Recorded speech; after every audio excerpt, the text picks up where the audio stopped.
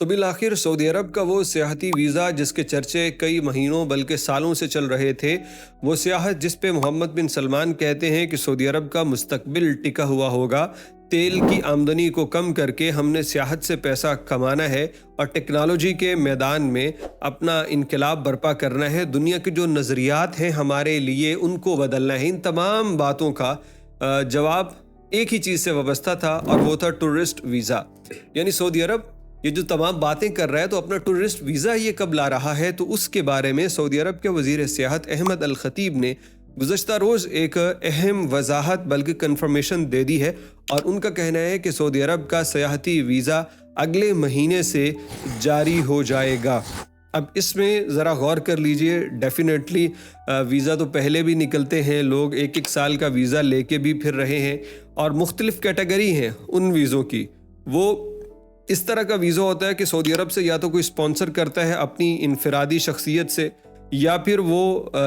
جی سی سی resident کو ملتا ہے جن کے پاس دوسرے ممالک کا اقامہ وغیرہ ہے، یا کسی خاص سٹیٹس کے تحت وہ ویزا مل جاتا ہے۔ لیکن یہ جو ویزا ہے یہ مکمل طور پہ ٹورسٹ ویزا ہوگا، اور یہ کوئی بھی اپلیکینٹ اپنے موبائل فون یا لیپ ٹاپ سے اپلائی کرے گا، اپنی تمام انفارمیشن اس کے اندر فل کرنے کے بعد اس کی فیس ادا کی جائے گی، کنفرم کیا جائے گا، اور وہ ٹورسٹ ویزا 1 سال کی ملٹیپل انٹری ایگزٹ مدت کے ساتھ آپ کو مل جائے گا۔ تو یہ سعودی عرب کا جو ویزا ہے یہ ابھی ابتدائی طور پہ جو اس کی سابقہ انفارمیشن ہے، ابھی احمد الخطیب نے کہا کہ ہم نے اگلے مہینے سے یہ جاری ہونا شروع کر دیں گے ہم، لیکن اس کی جو سابقہ انفارمیشن ہے اس کے مطابق یہ ویزا ان تمام ملکوں کو جاری کیا جا رہا ہے جن کے سعودی عرب کے ساتھ کوئی ریکروٹمنٹ کے ریلیشن نہیں ہیں، یعنی جن ملکوں سے سعودی عرب میں کام کرنے کے لیے افراد نہیں آتے، ان ملکوں کو یہ ویزا دیا جا رہا ہے۔ اس کے اندر افریقہ، یورپ، ایشیا اور باقی پوری دنیا سے لوگ آ رہے ہیں، لیکن جن لوگوں کے آپ دیکھتے ہیں کہ سعودی عرب کے اندر ورکرز کام کر رہے ہیں تو ان کے ساتھ پھر ڈیفینیٹلی ریلیشن کچھ اور ہو جاتا ہے، نوعیت کچھ اور ہو جاتی ہے۔ اس میں اگر آپ شروع ہوں مشرقی ایشیا کی طرف سے تو سب سے پہلے اس میں فلپائن آتا ہے، پھر اس کے بعد انڈونیشیا ہے، اور یہ بڑے بڑے ملک پھر آگے چلیں تو بنگلہ دیش ہے، انڈیا،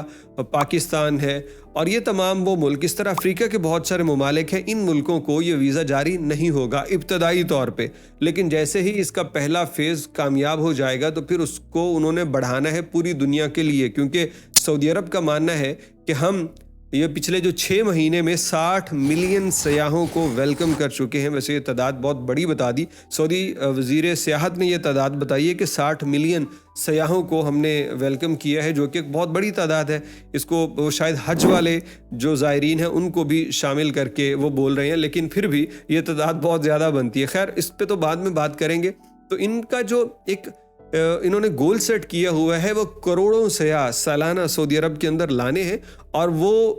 اس صورت میں ممکن نہیں ہوگا کہ آپ بہت سے ملکوں پہ پابندی لگائے رکھیں۔ لیکن یہ پابندی کیوں ہے؟ کیونکہ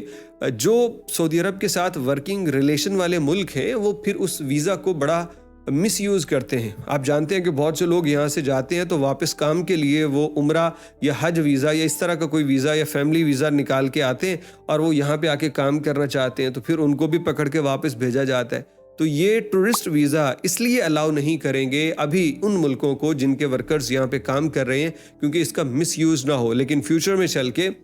اپنی آمدنی بڑھانے کے لیے یہ ان ملکوں کا ویزا بھی اوپن کریں گے، ان کے لیے بھی، کیونکہ پاکستان اور انڈیا، بنگلہ دیش، جتنے بھی ملک ہیں ان میں بھی بڑے بڑے امیر لوگ موجود ہیں، اور وہاں سے آنے والا ریونیو، وہاں سے آنے والی سیاحت بھی سعودی عرب کبھی ضائع نہیں کرے گا بلکہ اس سے بھی اپنی کمائی کرے گا۔